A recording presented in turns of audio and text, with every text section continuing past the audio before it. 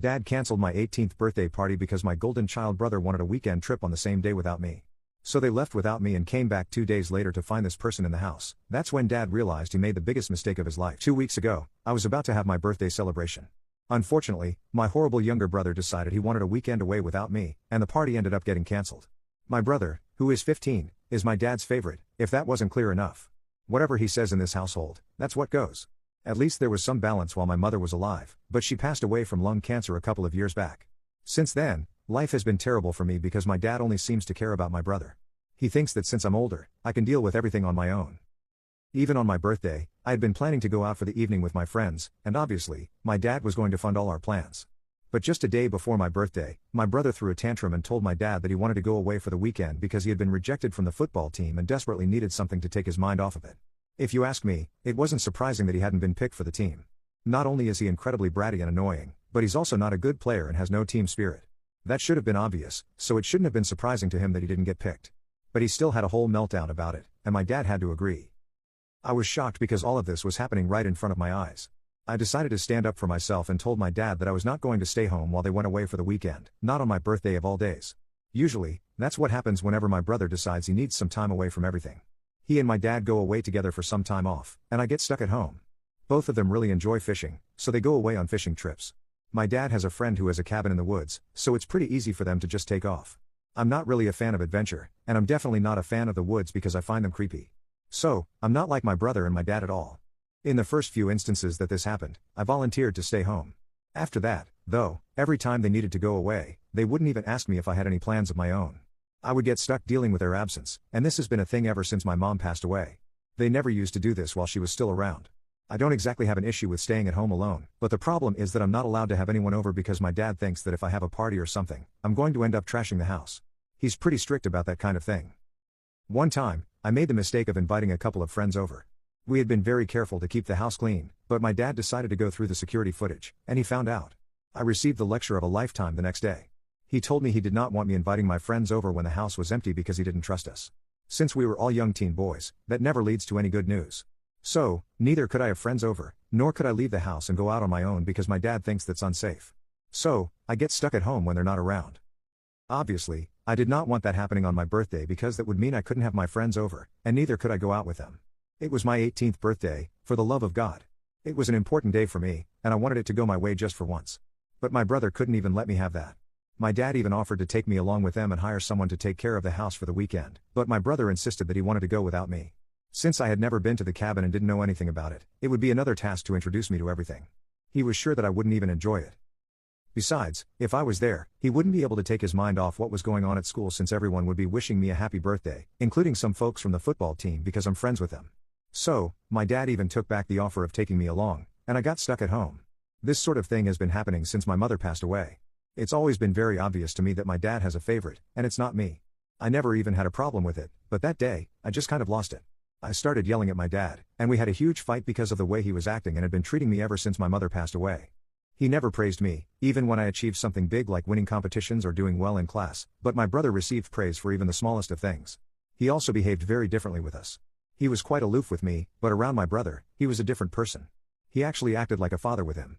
I had always put up with it because I knew my brother was a lot like him, so it was easier for him to connect with my brother. But that was no reason for him to treat me like this. I put my foot down and told him that if he left me home alone on my birthday and did not allow me to bring my friends over or even go out with them, then I would just do as I pleased, and they wouldn't be able to stop me. But my dad threatened me and said that if I did any of that, he would cut off my college funds, and I would end up with nothing. I'm supposed to be starting college in a couple of months, so I couldn't risk it because I don't have any money of my own. With a heavy heart, I had to let them go on the morning of my birthday, and I had to cancel all my plans. My dad did tell me that if I wanted to, I could go out with my friends as soon as they came back, and he would give me the money for an even bigger party. But that just didn't cut it because I wanted to go out with my friends on my birthday, not spend the day at home by myself. So, I was really upset the entire day, and I cried myself to sleep that night. The next morning, though, I woke up to a surprise because someone started ringing the doorbell very early. When I went to check who it was, I realized it was my grandpa. My dad's parents both passed away when I was little, since they were pretty old, and my dad is the youngest of 4 siblings. He wasn't exactly very close to the rest of his family, so after his parents passed away, we only spoke to and met his family during the holidays. I used to be really close to my mom's parents, and we used to meet pretty frequently when she was alive since they would come over whenever they could. They live out of state, so they would have to fly all the way here to see us, but they always told us it was worth it. After my mother passed away, though, things changed, and it got even worse for my grandpa. 8 months after losing my mother, he lost his wife as well. They got into a car crash, and my grandma fought for her life for a couple of days before finally succumbing to her injuries. My grandpa ended up losing his legs in the car accident. He's paralyzed from the waist down and has to use a wheelchair to get around. So, for the past 2 years, I've only been able to see him once a year during the holidays, and it's been pretty bad because he used to be so full of life. But after losing his wife and daughter, he has become very quiet and sad. Obviously, everyone feels terrible for him, but he says it makes him feel even worse because he doesn't want people pitying him.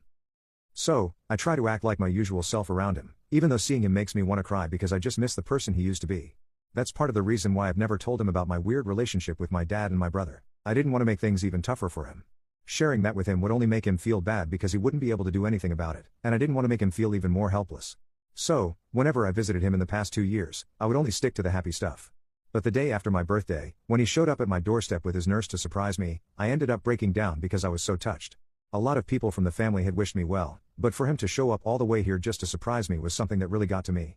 Knowing that not even my brother and my dad would have done such a thing for me, that's what made me start crying as soon as I saw him. I got pretty emotional.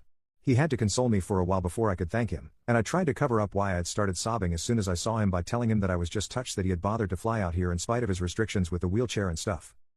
But I guess he figured out that something had gone terribly wrong, and after a while, he started asking me where my dad and my brother were. Initially, I tried to make up excuses for them, but I was honestly exhausted from trying to cover up the fact that they were just terrible to me. So, I told him the truth, and he seemed really shocked. After he had processed it, he started coming off more angry than shocked.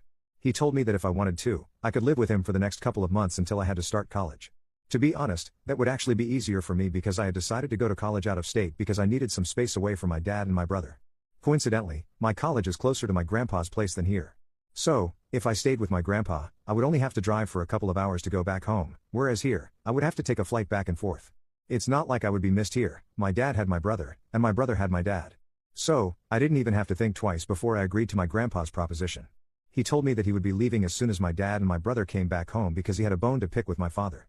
He stayed with me that day, and I told him everything that I had been going through for the past couple of years, ever since my mom passed away. It was as if the floodgates had finally opened and I had somebody to share all of this with. Of course, my friends knew about it, but it's not like they could help. Everyone has their own crap to deal with, and I'm not close enough to the rest of my family to be talking to them about this, so it wouldn't have made a difference anyway. When my grandpa asked why I had never told him about any of it, I explained that I did not want him to feel helpless. He told me that he would have fought for custody, but honestly, it would have been very unlikely that he would get custody of me because it's not like my dad was actively mistreating me or depriving me of anything. But he said that he would have found a way to help me out and that I should have told him earlier. Anyway, I hadn't told him earlier, and this is how it was. I had to put up with the situation for a really long time, but this was the last straw for me, and my grandpa, thankfully, was here to finally bail me out. The day after that, when my dad and brother finally came back home in the morning, they were in for a huge surprise. My grandpa usually treats both me and my brother equally since he's not my dad, but this time he didn't even bother to greet my brother. He didn't even wait before confronting my father about what had happened and what he had heard from me. For the first time in his life, my father actually looked ashamed of himself, and it appeared as if he was nervous. I knew for a fact that he had always wanted to impress my grandpa, and even when we would be visiting him after my mother had passed away, he would make quite a show of treating me and my brother well. But I had no idea that he was this scared of my grandpa, and I kind of liked the fact that, for the first time, he was answerable to someone because of the way he had treated me. Anyway, after chewing my father out for a couple of minutes, my grandpa told me and my brother to go take a walk because he had to discuss some things with my dad in private, and he didn't want either of us coming back home until he had called us back. It was confusing, but it was obvious that we were not supposed to argue right now, so both of us left the house. My brother and I are not exactly friends, so we went our separate ways, and for about 45 minutes, he was at one of his friends' places, and I was at one of mine. When my grandpa finally called us back, he seemed to be in a terrible mood and was very angry.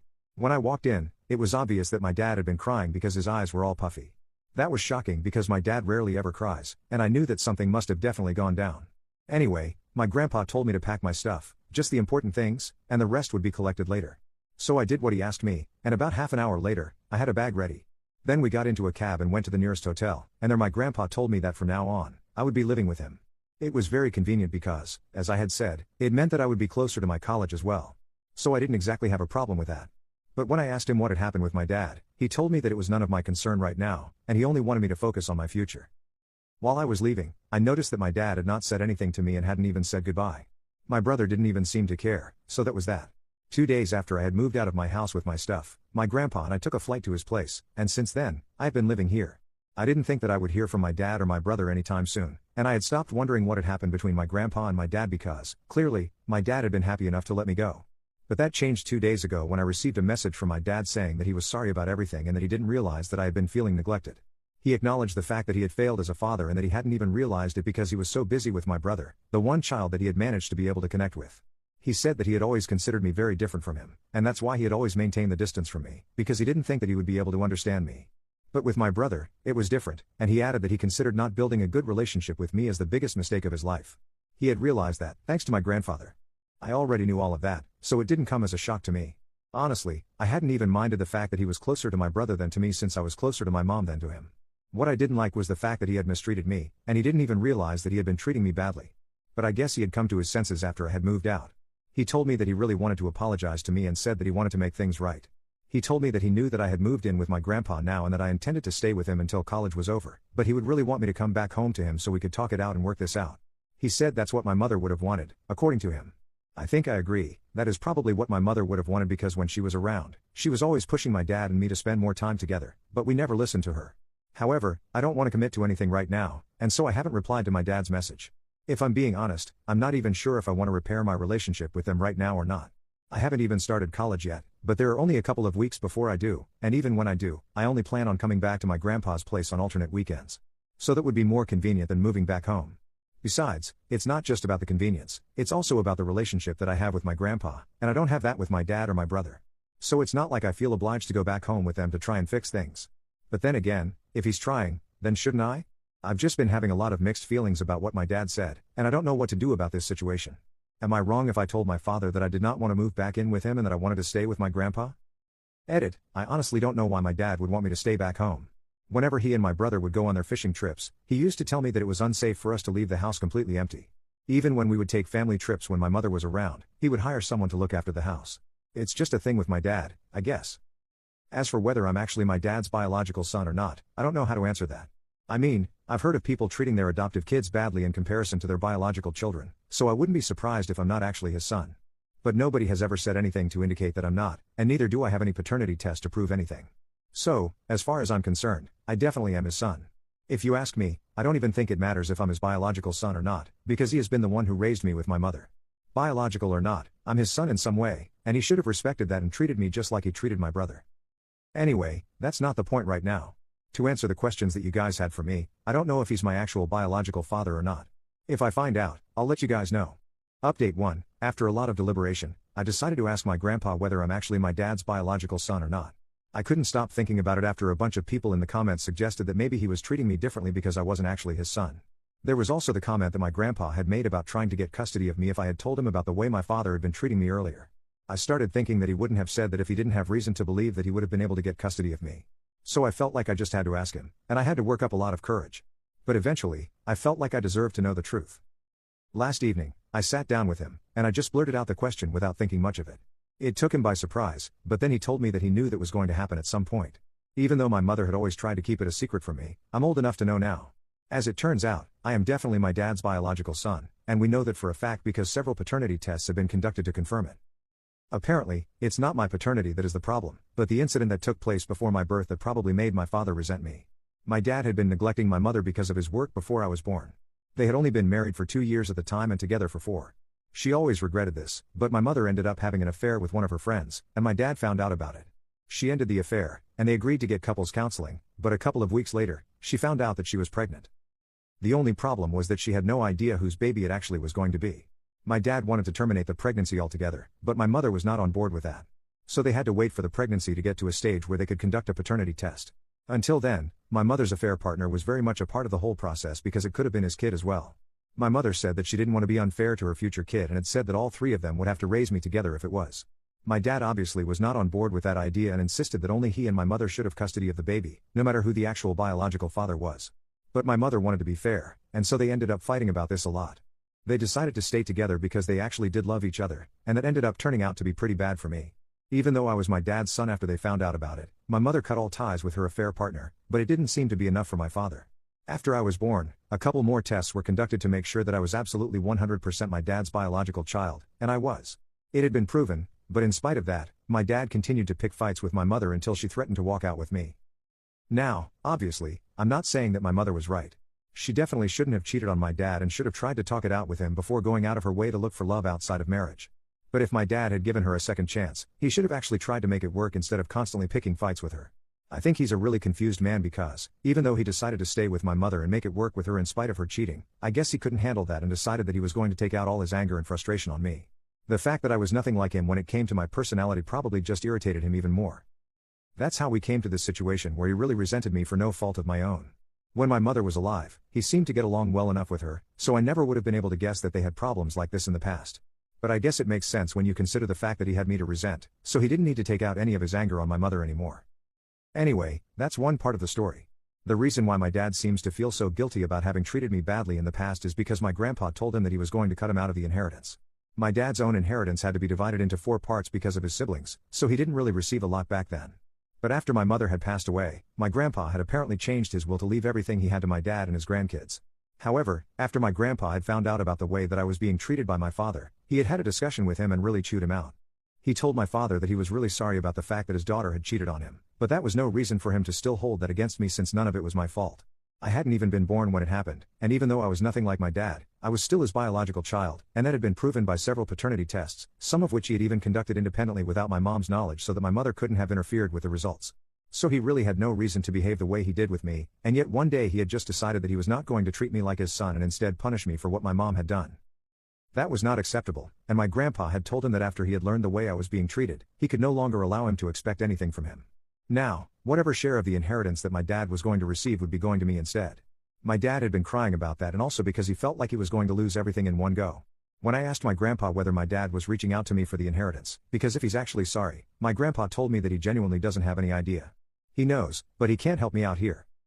For what it's worth, my grandpa told me that my dad genuinely seemed upset, but I still don't know whether he has any ulterior motives or not, and it's very hard to trust him after everything that has happened. So I guess I'm going to continue to not respond to my father until I'm sure. Update 2, I'm in college right now. I started a couple of weeks back, and it's been going great so far. I forgot to update you guys on what happened with my dad because, to be honest, nothing really happened after that message he sent. I did not respond to him, and he did not bother to reach out to me again. So I guess he was only reaching out to me for the inheritance because if he had genuinely felt bad about everything, he definitely would have made another attempt to reach out to me. Now it's been almost 4 months since we last spoke, so I don't think he's going to be trying to contact me anytime soon. As for my brother, we were never really close when we were living together, and now we have absolutely no contact. I'm definitely more than fine with it. The only person from my family that I'm still in touch with is my grandpa, and we speak every other day on the phone. I was a bit mad at him for hiding these things from me, but then again, he was only trying to do right by his family. I don't think I would have been able to handle the truth earlier anyway, so good call on his part for not telling me earlier. At least I'm an adult now, and I can process this. But if I had learned about my mother's infidelity before, I don't know how I would have reacted. Knowing about her past has definitely changed my perspective of her, but not in the way that I hate her now. It's just that I realized that she was a flawed person and not the perfect mother that I idolized. But it's fine, I'm always going to love her because no matter what she's done, she is still my mother. Anyway, that was it, I guess. Update 3, hi, so nothing much to add. I'm still no contact with my family, but I'm graduating in a couple of weeks, and I guess somehow my father found out. He sent me an email congratulating me recently, and I don't know what to make of it. I thought about it for a couple of days, but then I decided not to respond because I'm fine with how things are going right now. I don't want to reestablish contact with him at the moment, and when I do, I'll let him know. So that's what I had to post an update about, I guess.